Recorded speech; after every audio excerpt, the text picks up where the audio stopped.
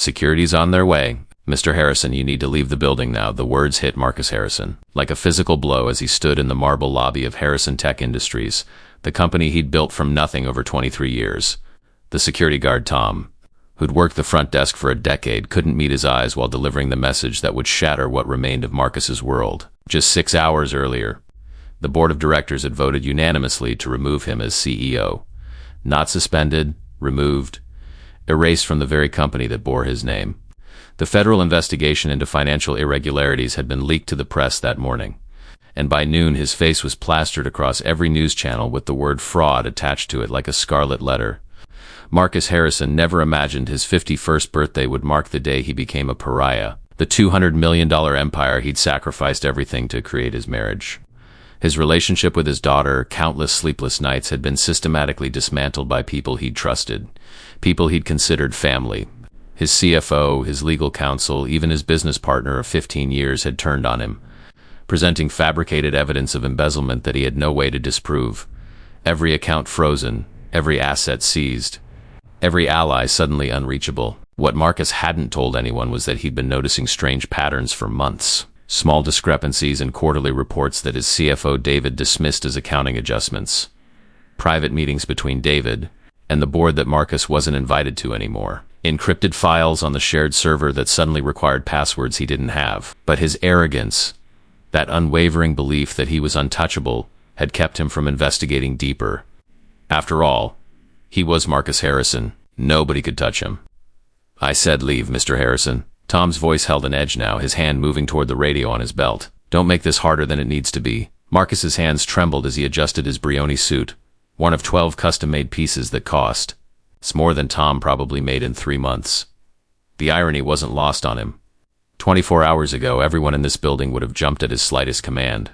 Now he was being escorted out like a common criminal as he walked through the lobby toward the revolving glass doors. Employees he'd hired, promoted, and celebrated with at company parties turned away or suddenly found their phones incredibly interesting. The humiliation burned worse than any physical pain he'd ever experienced. This was what betrayal tasted like: bitter, suffocating, absolute. The autumn wind hit his face as he stepped onto Fifth Avenue. No car waiting. No driver. No security detail. For the first time in 15 years, Marcus Harrison stood alone on a New York City sidewalk with nowhere to go. His penthouse had been seized that morning. His credit cards declined. His phone, once buzzing constantly with calls from investors, partners, and socialites, sat silent in his pocket like a dead weight. He started walking, no destination in mind, just moving to avoid thinking. The faces of strangers blurred past him until he found himself in a neighborhood he didn't recognize. Graffiti-marked buildings, boarded-up storefronts. The kind of place he'd spent his entire life avoiding. The kind of place he'd dismissed as full of people who just didn't work hard enough. That's when he saw him. Standing outside a small bodega loading boxes from a delivery truck was a face Marcus recognized immediately, even though 3 years had passed. Daniel Torres. The ex-convict Marcus had fired after exactly 1 week of employment. Despite the man's spotless work record and the desperate letter he'd written explaining that he'd served his time and just needed a chance. Marcus had read that letter in front of his entire executive team during a meeting about the company's community outreach program. He'd crumpled it up and tossed it into the trash while everyone watched. "I don't hire criminals," he'd announced. "I don't care what some bleeding heart judge says about rehabilitation. People like that don't change. They bring their prison mentality with them, and I won't let that infect what I've built here." The memory made Marcus's stomach turn now, but not as much as the recognition flickering in Daniel's eyes as their gazes met across the street. For a long moment, neither man moved. Marcus's pride screamed at him to walk away, to pretend he hadn't seen the one person who had every right to laugh at his downfall. But something in Daniel's expression stopped him, not satisfaction or schadenfreude, but something that looked disturbingly like concern. Daniel set down the box he was holding and crossed the street with measured steps, stopping a respectful distance away. "Mr. Harrison," Daniel said quietly. His voice carried none of the anger Marcus deserved to hear. "You look like you've been through hell." Marcus's throat tightened. This wasn't how this was supposed to go. He was Marcus Harrison. He didn't accept pity from ex-convicts, from people he deemed beneath him, from anyone. But standing there with nothing, literally nothing left, the words came out before he could stop them. "They took everything," he whispered, hating how broken he sounded. "My company, my money, my reputation. Everything I built, gone." Daniel studied him for a moment, then pulled out his phone, typed something quickly, and looked back up. I'm guessing your accounts are frozen and you've got nowhere to stay. Marcus nodded, unable to speak past the shame. There's a legal aid office 3 blocks from here, Daniel said. Friend of mine works there. Lena Martinez. Best lawyer I know. And she specializes in corporate fraud cases. He showed Marcus his phone screen. I just texted her. She'll see you in an hour. Marcus stared at the phone, then at Daniel, confusion mixing with something he couldn't quite name. Why would you help me? After what I did to you, Daniel's expression remained neutral, but his eyes held something ancient and knowing, the kind of wisdom that only comes from surviving the worst life can throw at you and somehow finding the strength to remain human. Because 3 years ago, when you threw away my chance at rebuilding my life, I had a choice. I could let bitterness destroy what was left of me, or I could prove that I was better than what you assumed I was. He turned to leave, then paused. Also, Mr. Harrison, I've been watching the news about your case. Those charges? The evidence they're using? I spent 5 years in prison. I know what fabricated evidence looks like when I see it.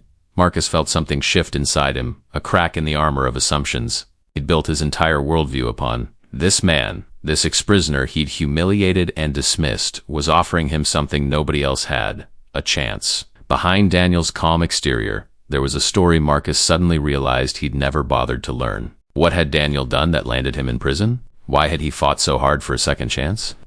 And most importantly, what did he know about fabricated evidence that Marcus desperately needed to understand? If this story of pride, prejudice, and the power of unexpected second chances is resonating with you, make sure to subscribe to the channel, because what you're about to discover will prove that sometimes the people we dismiss the loudest are the ones who hold the keys to our salvation, if we're brave enough to accept help from hands we once refused to shake. Elena Martinez's office was nothing like the glass towers Marcus had spent his career inhabiting. Located above a bodega in Brooklyn, the legal aid center consisted of 3 cramped rooms with flickering fluorescent lights and furniture that looked salvaged from yard sales. Marcus sat in a metal folding chair that wobbled whenever he shifted his weight, watching Elena review the documents he'd managed to pull from his phone before his cloud storage was wiped. This is impressive work, Elena said, her dark eyes scanning lines of financial data. She was younger than Marcus expected, maybe 35, with reading glasses perched on her nose and ink stains on her fingers. Whoever framed you knew exactly what they were doing. These forgeries are sophisticated. My CFO, David Chun, Marcus said, the name tasting like poison. 23 years. I trusted him with everything. Elena looked up sharply. David Chun? From Harrison Tech? When Marcus nodded, something shifted in her expression. I know that name. He testified as an expert witness in a corporate fraud case 5 years ago. Helped send a competitor's CEO to prison for 15 years. She paused. That CEO maintained his innocence the entire time. Died of a heart attack in year 3. The room suddenly felt smaller. Marcus's hands trembled as the implications settled over him. You're saying David has done this before? I'm saying we need to be very careful, Elena replied. Men like that don't leave loose ends. She pulled out a yellow legal pad, began making notes. Tell me everything that happened in the months before your arrest. Every detail, no matter how small. For the next hour, Marcus talked. He described the encrypted files, the secret meetings, the way his security clearances had been quietly revoked.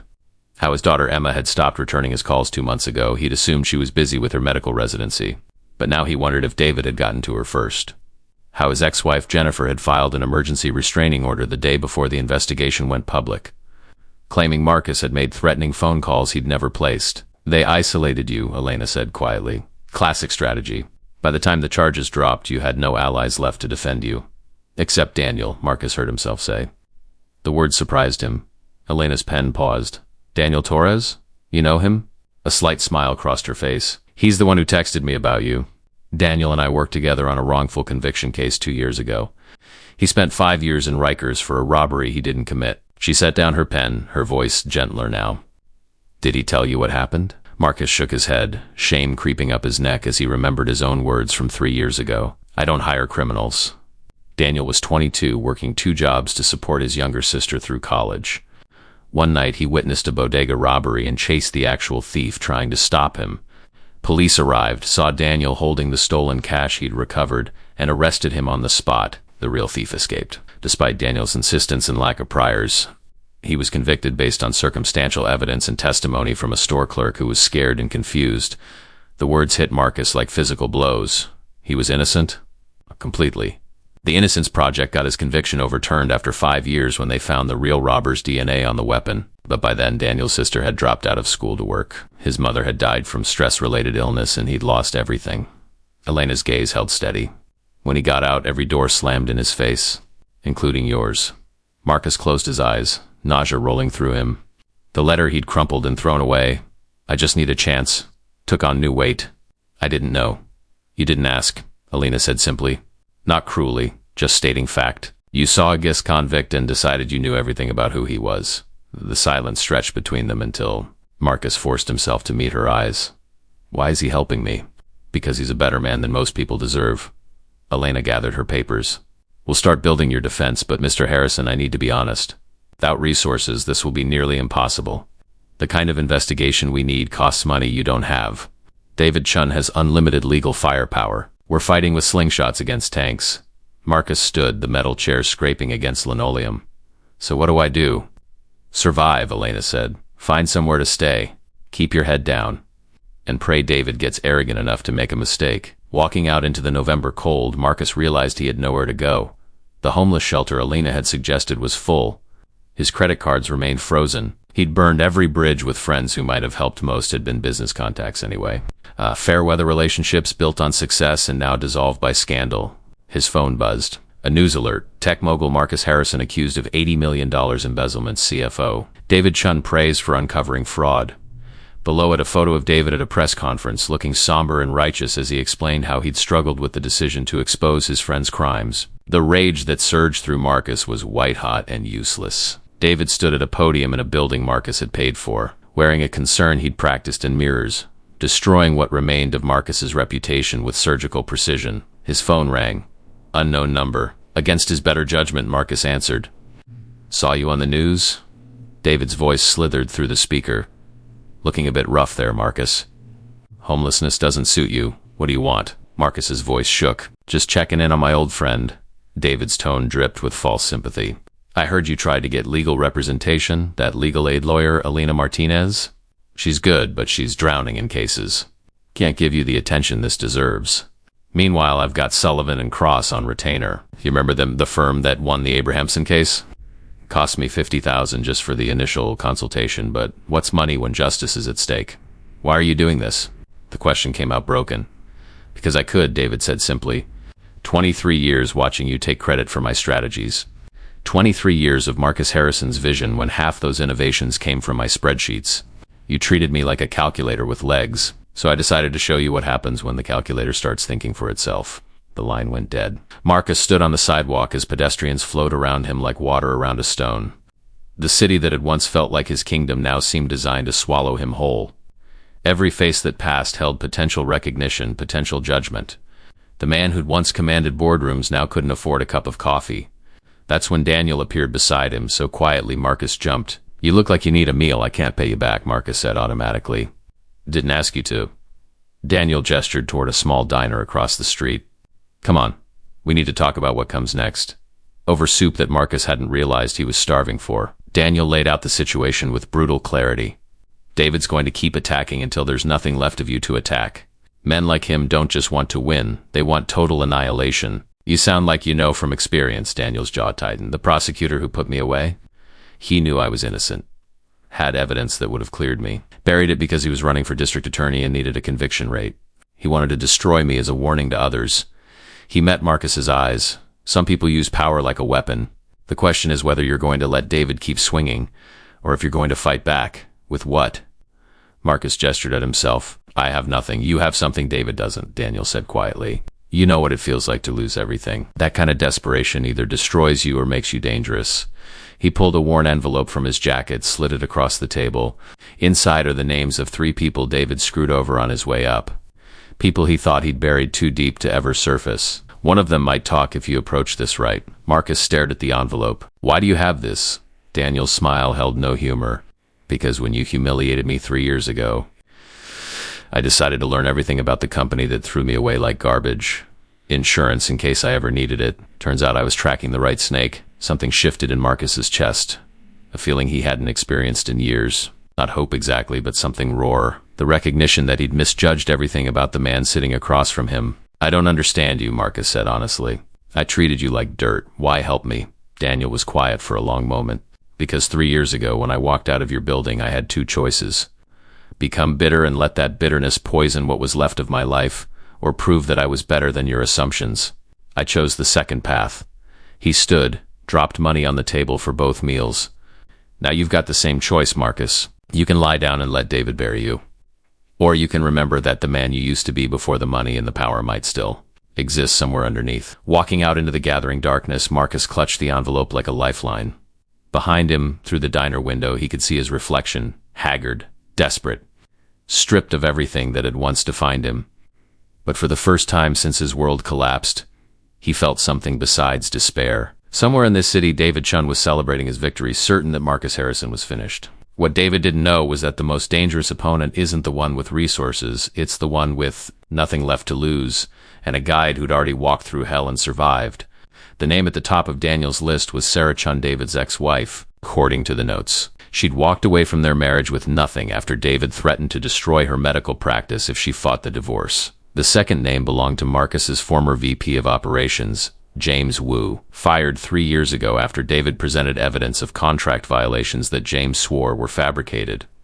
The third was Rebecca Foster, a junior accountant who disappeared from the company 2 years back without explanation. Marcus sat in Daniel's cramped studio apartment, the couch he'd been sleeping on for. The past week still smelled faintly of detergent treating through background on each person.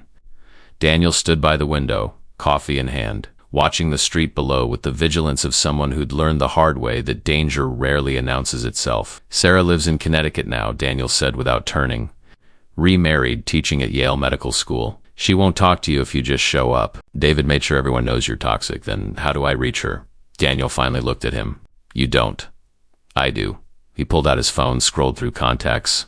I did some IT work for the medical school last year. Got friendly with the admin staff. I can get a message to her, but Marcus... He paused, choosing words carefully. You need to understand that these people David hurt, they're terrified of him. Whatever you say needs to convince them you're worth the risk. Marcus thought about the man he'd been 6 months ago. Arrogant, dismissive, the kind of person who'd never admitted fault or asked for help. That man couldn't have convinced anyone to trust him. But sitting here in borrowed clothes, eating donated food, sleeping on a couch offered by someone he'd treated like garbage, maybe that man was finally dying. Tell her I'm not asking her to save me, Marcus said quietly. Tell her I'm asking for the truth. Whatever David did to her, it's part of a pattern, and patterns can be proven. Daniel studied him for a long moment, then nodded and made the call. 2 days later, Sarah Chun agreed to meet them at a coffee shop in New Haven. Marcus barely recognized her from the company holiday parties where she'd appeared on David's arm. Always immaculately dressed and strategically silent, the woman sitting across from him now wore no makeup and had shadows under her eyes that spoke of battles fought in private. I have 30 minutes before my next lecture, she said without preamble. David doesn't know I'm here and it needs to stay that way. I understand, Marcus said. I know what you need. Sarah's voice was sharp. You need someone to confirm that David Chun is a monster who destroys people for sport. You need evidence that he's done this before. You need me to risk everything I've rebuilt to help the man who looked the other way while my ex-husband turned our company into his personal kingdom. The accusation hit like a slap. Marcus opened his mouth, closed it. What defense did he have? She was right. You're right, he said finally. I ignored what was happening because it benefited me to ignore it. David made me money, so I didn't ask questions about his methods. That makes me complicit. He met her eyes. But Sarah, he's doing to me what he did to you, and Elena Martinez tells me he's done it to others. If we don't stop him now, there will be more victims. Sarah's expression didn't soften. Why should I care what happens to you? You shouldn't, Daniel said quietly from beside Marcus. But maybe you should care about the 23-year-old analyst David hired last month.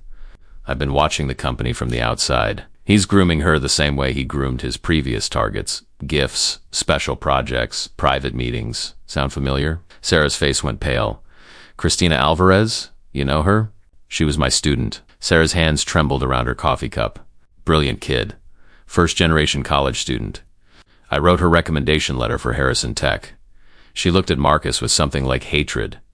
If David touches her, then help us stop him, Marcus said. Please. The silence stretched. Finally, Sarah pulled a flash drive from her purse and slid it across the table. During the divorce, I hired a private investigator. David was having an affair with someone from the Sullivan and Cross law firm, the firm that's now representing him against you. The investigator found communications showing David was feeding them inside information about Harrison Tech's legal strategy for years, giving them advantages in negotiations. It's all here. Marcus stared at the drive. This could destroy him. It could destroy Sullivan and Cross too, Sarah said, which is why I never used it. They have more lawyers than I have heartbeats, Marcus. They would have buried me in litigation until I had nothing left. She stood. But you? You've already lost everything. You've got nothing left for them to take. Maybe that makes you dangerous enough to actually pull this off. She left without another word. Walking back to the train station, Marcus felt the weight of the flash drive in his pocket like it was made of lead. She hates me. Yes, Daniel agreed simply. But she helped you anyway. That's what integrity looks like. Doing the right thing even when it costs you something. That night, Alina reviewed the contents of the drive in her office while Marcus and Daniel waited. Her expression grew darker with each file she opened.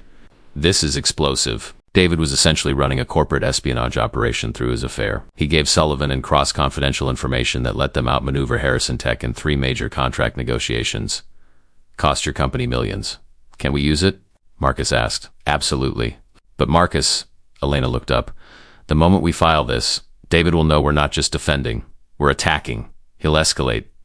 Whatever he's done to you so far will seem gentle compared to what comes next. Marcus thought about Christina Alvarez, about Sarah Chun, about James Wu and Rebecca Foster, and all the others David had crushed.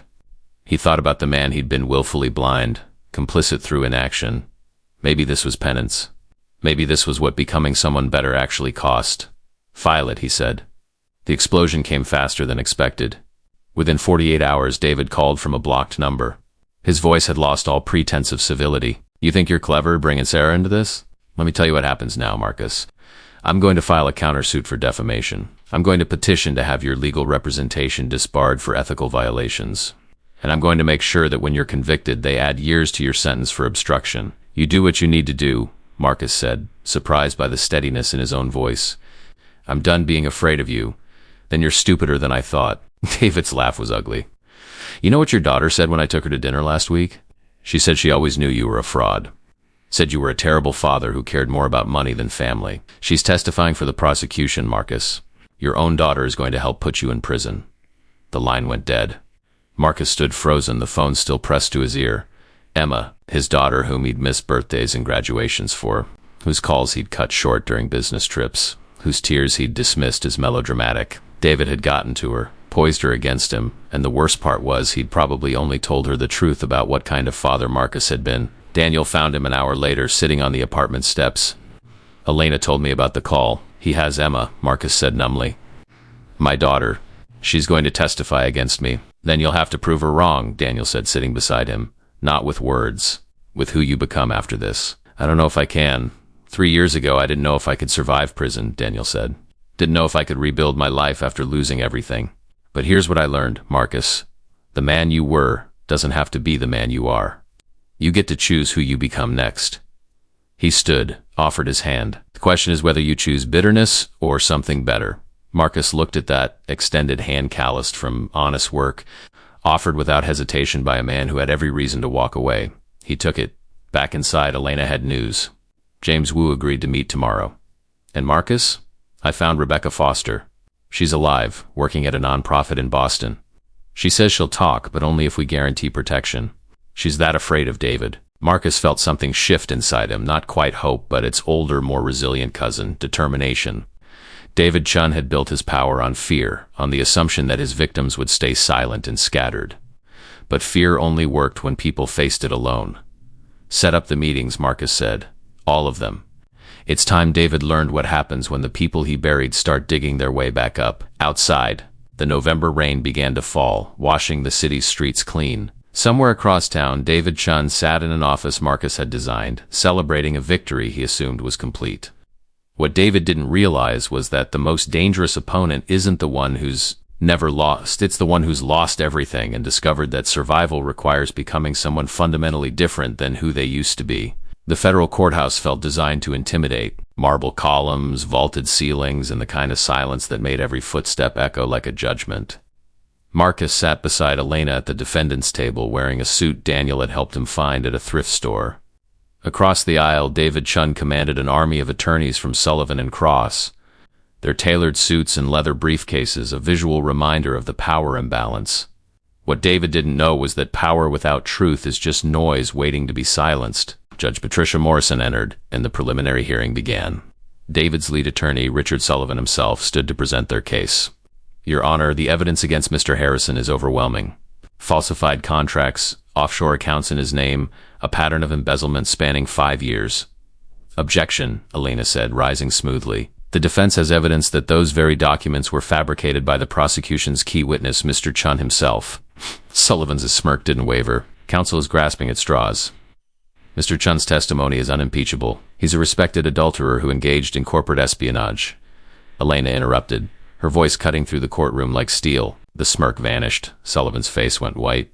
That's a baseless accusation, Your Honor, Elena continued. I'm submitting into evidence communications between Mr. Chun and attorney Victoria Reeves of Sullivan and Cross, detailing the exchange of privileged information dating back 6 years. We also have testimony from Mr. Chun's ex-wife, Dr. Sarah Chun, who will attest to this relationship and the blackmail Mr. Chun used to silence her. Judge Morrison leaned forward. Approach the bench, both of you now, while the attorneys huddled with the judge. Marcus felt Daniel's hand briefly touch his shoulder from the gallery seats behind them. A silent reminder, you're not alone. When Elena returned, her expression was controlled, but Marcus saw the glint of something fierce in her eyes. The judge's voice rang out. This hearing is suspended for 1 week. Mr. Sullivan, I strongly suggest you and your firm review your ethical obligations. Mr. Chun, you are hereby ordered to surrender your passport and remain within state jurisdiction. David's head snapped up, his composed mask cracking. Your Honor, I'm not the one on trial. You are now, Judge Morrison said coldly. 1 week. Dismissed. Outside the courthouse, reporters swarmed. Marcus said nothing, but Elena addressed them with precision. The truth about Harrison Tech's alleged fraud is far more complex than initial reports suggested. We look forward to presenting evidence that will exonerate Mr. Harrison and expose the real criminal behavior at play. The cameras swiveled toward David, emerging with his legal team. A reporter shouted, Mr. Chun, is it true you had an affair with your attorney? Did you share confidential information? David's face went red. No comment. But his voice shook, and Marcus saw something he'd never seen before in his former CFO's eyes. Fear. Back at Daniel's apartment, they gathered with the others who'd agreed to testify. James Wu sat nervously on the couch, the former VP of operations who'd been framed 3 years earlier. Rebecca Foster stood by the window, the accountant who'd fled after discovering David's scheme. And via video call, Sarah Chun watched from Connecticut, her face resolved. He'll come for all of us now, Rebecca said quietly. David doesn't lose gracefully. Let him come, James said, anger replacing his nervousness. I've been silent for 3 years. Lost my career, my savings fighting false charges. I'm done being afraid. Sarah's voice came through the laptop speaker. He threatened to destroy my medical career if I talked. Said he'd manufacture malpractice suits, ruin my reputation. For 2 years, I let that fear control me. She looked directly at Marcus through the screen, but watching you stand up to him, knowing he's doing this to someone else? I can't stay silent anymore. Marcus felt something break open in his chest. Not quite redemption, but it's rough beginning. I didn't deserve your help, any of you. What I'm learning is that David could only do what he did because people like me let him. I chose not to see. That makes me responsible too. Then let's make sure he can't do it to anyone else, Selena said, spreading documents across Daniel's small kitchen table. Here's what happens next. We go public with everything, not just in court, but everywhere. The affair with Sullivan and Cross, the pattern of destroying anyone who threatens him, the evidence that he's framing Marcus the same way he framed James. Daniel pulled out his laptop. I've been documenting David's movements for months. Every meeting, every person he's targeted, every suspicious transaction, it's all here. We leak it strategically, business journals, tech blogs, social media, death by 1,000 cuts. Over the next 72 hours, the campaign began. A tech journalist received anonymous documents showing the Sullivan and Cross conflict of interest.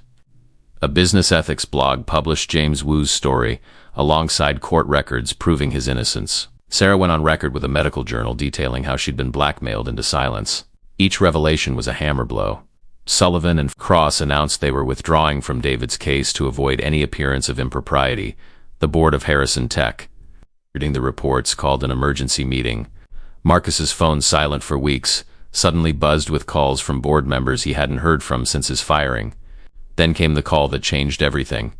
Unknown number. Marcus almost didn't answer, but something made him pick up. Dad? Emma's voice shaking. Dad, I need to talk to you. Marcus's throat closed.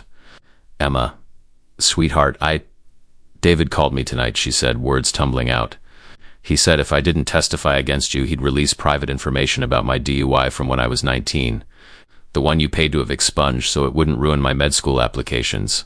She was crying now. He said he'd make sure every hospital knew that I'd never practiced medicine. Dad, I'm so sorry. I believed him when he said you were guilty.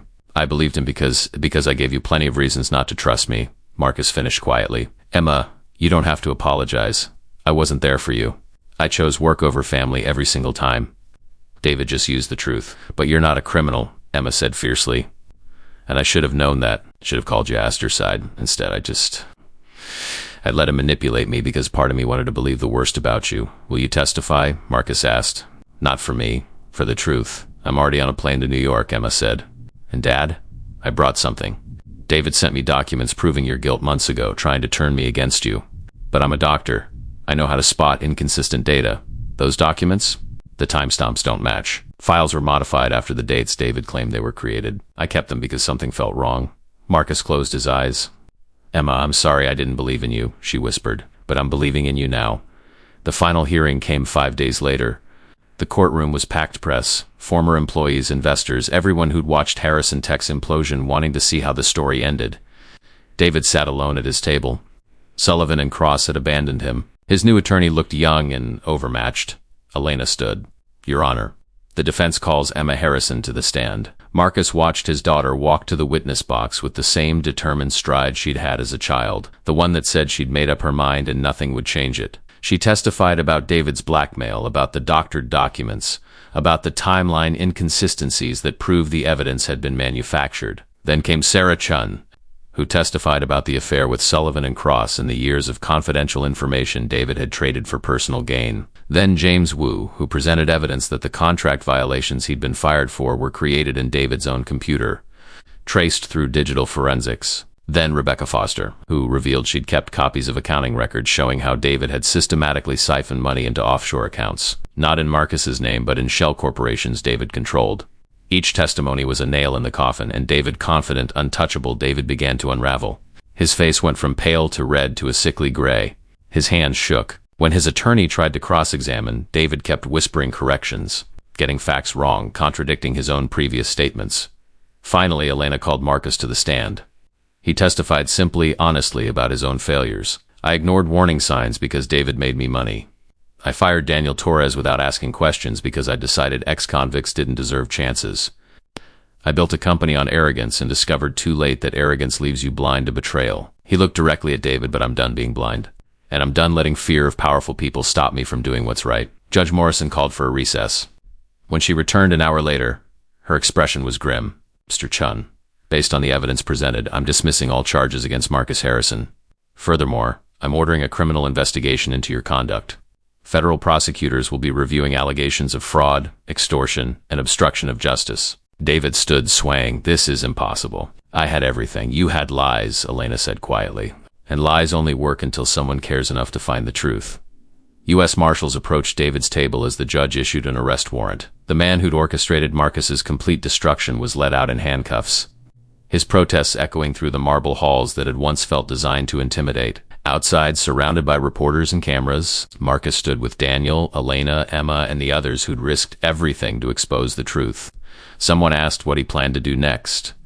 Marcus looked at Daniel, the ex-prisoner he'd dismissed, who'd become the architect of his salvation, and said simply, I plan to become someone worthy of the second chance I've been given. 6 months after David Chun's arrest, Marcus Harrison stood in a place he never expected to be, again the lobby of what used to be Harrison Tech Industries.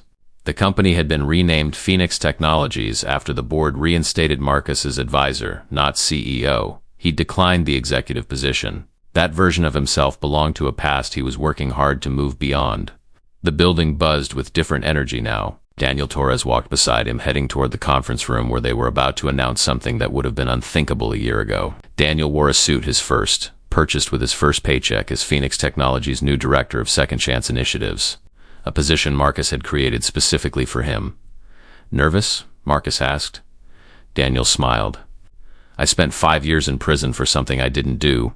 Press conferences don't scare me anymore. Inside the conference room, Emma sat in the front row.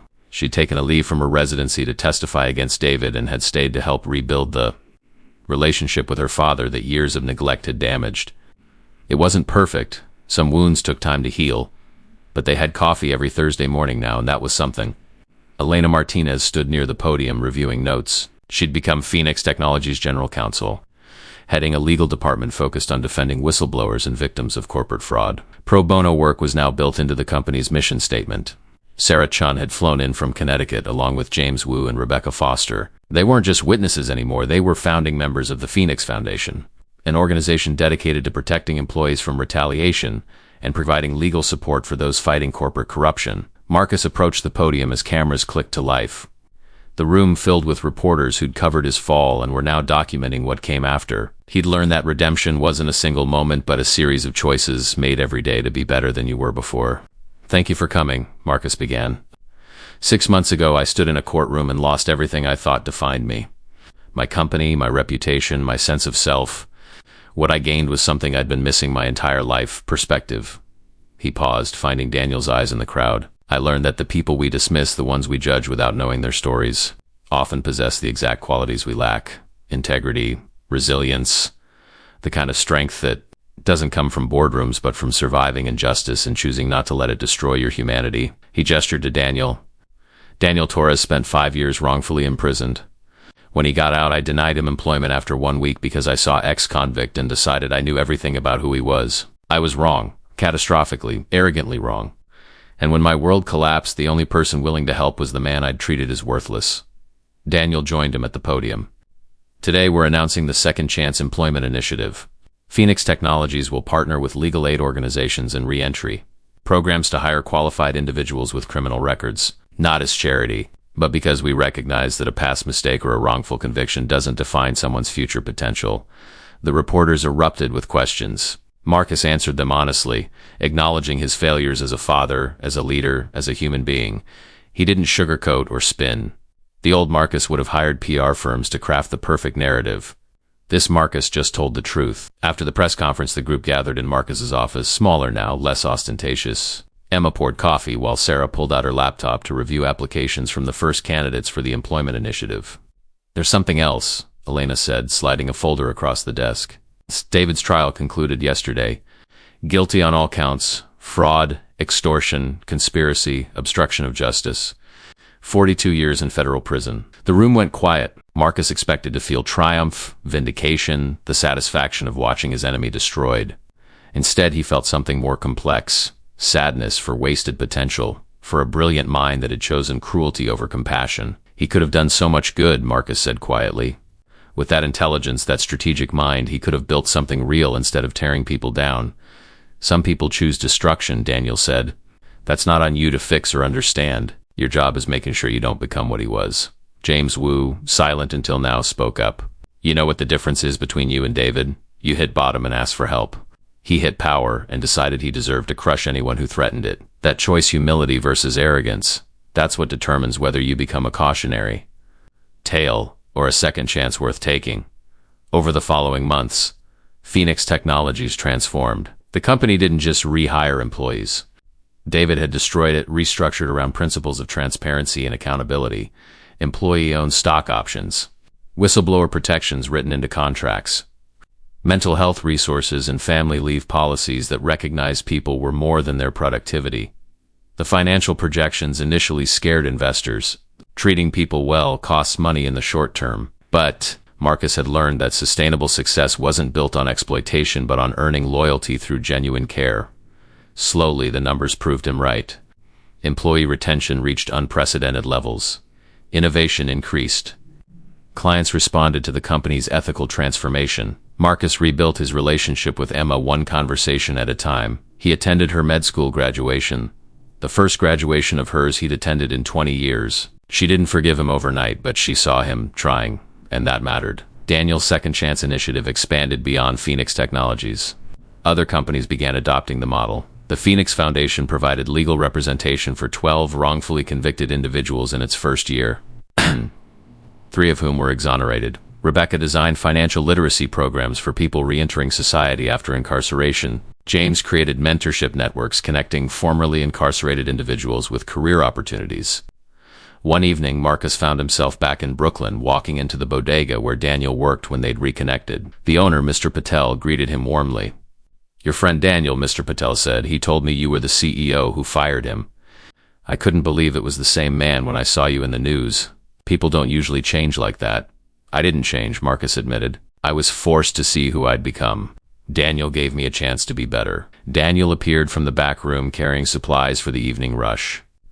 Despite his director's salary, he still helped Mr. Patel on weekends. "Old habits," he explained with a shrug. "Plus, Mr. Patel gave me work when nobody else would. I don't forget things like that." They grabbed food at the same diner where Daniel had first offered Marcus's help, over burgers that cost 1,000th of what Marcus used to spend on business lunches. They talked about the upcoming expansion of the Second Chance Initiative and the 15 new hires starting next month. "I never thanked you properly," Marcus said. "Not just for the evidence or the connections, for seeing something in me worth saving when I'd given you every reason to walk away." Daniel set down his coffee. "You want to know the real reason I helped you? It wasn't because I'm a saint or because I wanted to prove something. It's because I remembered what it felt like when nobody would give me a chance. That desperation, that shame of being judged for something that didn't define who I was." He leaned forward.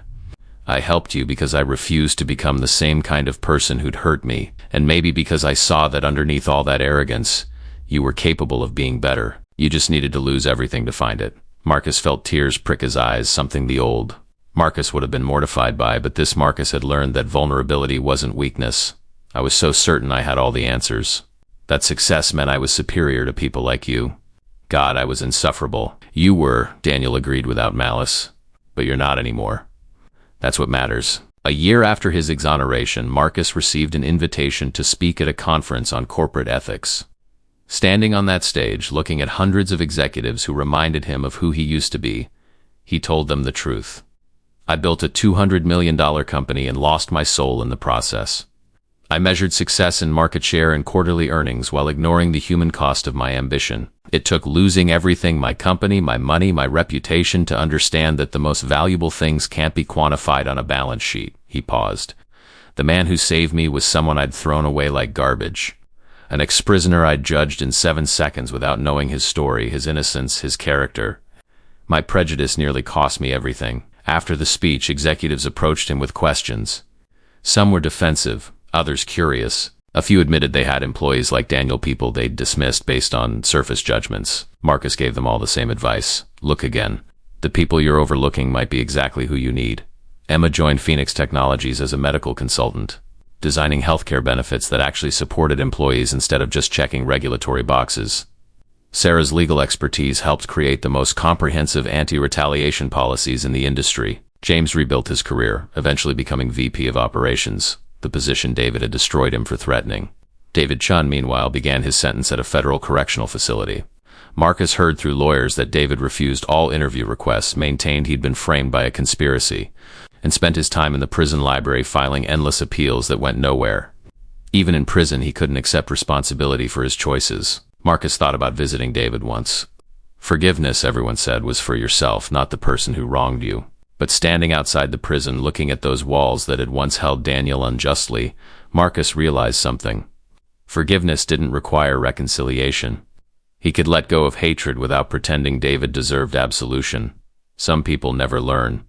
All Marcus could control was ensuring he remained someone who did. On the first anniversary of his exoneration, Marcus, Daniel, Elena, Emma, and the others gathered at the Phoenix Foundation headquarters, a renovated building in Brooklyn not far from where this story began. They'd helped 87 people that year, secured 12 exonerations, created employment opportunities for over 200 individuals with criminal records. Daniel raised a glass, 2 second chances, and to being brave enough to take them, they toasted. And Marcus felt something he hadn't experienced in decades. Genuine pride, not in what he'd accumulated, but in who he'd become and what they'd built together. The old Marcus Harrison died in a courthouse lobby, stripped of everything he thought made him valuable. The new Marcus was still being built, one ethical choice at a time. Guided by a man who'd survived hell and emerged determined to make the world better rather than bitter. Looking around the room at these people who'd risked everything to expose truth, Marcus understood the real measure of success. It wasn't market dominance or quarterly profits. It was the quality of the relationships you built, the the integrity you maintained when tested, and whether you used your second chance to help others find theirs. That night, walking through Brooklyn with Daniel, Marcus asked, "Do you ever regret helping me?